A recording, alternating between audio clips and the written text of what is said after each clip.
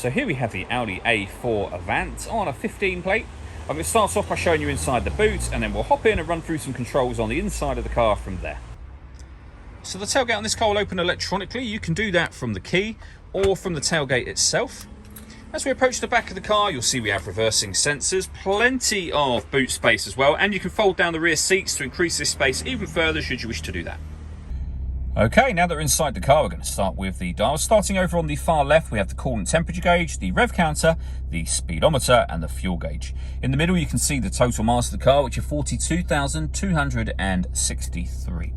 Above that, we have a digital readout for the speedometer being displayed. There is a button that you can change that information for various bits of fuel economy and trip computer information should you wish to do that.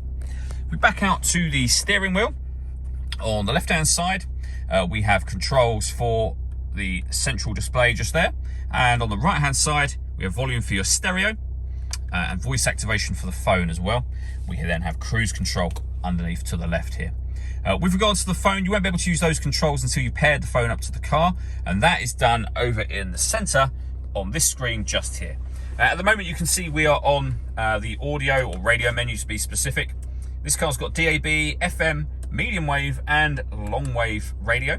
You can also listen to your own music as well, and you've got plenty of options with regards to that, as you can see. And they include Bluetooth audio just there, so you can stream your music wirelessly, as well as making and receiving phone calls. All the movement on the screen is all done using these buttons just here. So firstly, you have the main volume for the stereo here. This dial will move around virtually everything on the screen. These four buttons here relate to the four corners of the screen, which I'll come back to in just a moment. You can access certain menus directly, so media, radio, navigation, for example, and telephone. Back up onto the main screen here. You can come back out and you can see the four corners of the screen. So I mentioned before those four buttons. So if you want to go to your music source, you press the top right hand of those silver buttons and you're into that menu just there.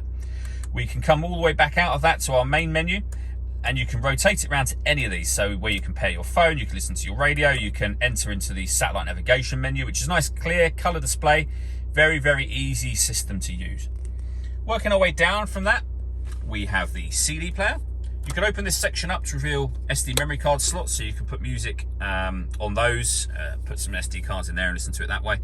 We can turn off our traction control, parking sensors, and that one turns off the stop and start. This car is designed to cut out when it's stationary in traffic to save you fuel. That turns that system off. Beneath that, if I move the gear lever out of the way for a moment, we've got the dual zone climate control. So you can turn the system on. Firstly, you can adjust the fan speed up and down by pressing that fan button. You can then adjust the temperature for both passenger and driver from under here. You can determine where you'd like the air to be distributed. Press that button. Everything is done with the same dial effectively. Push it in when you're done. So you just have to press what it is you want to adjust and use the dial to adjust it. We have a heated driver seat with 3 different heat settings, and the same for the passenger over here. That button will turn your air conditioning on and off again, or hit auto. The car will now take control of the fan speed to maintain those temperatures. You can override that, of course, whenever you wish to. You see auto has now gone off. We have a 12-volt charging socket in there, cigarette lighter, some storage as well. We then have the gear lever for the fully automatic gearbox and an electronic handbrake as well.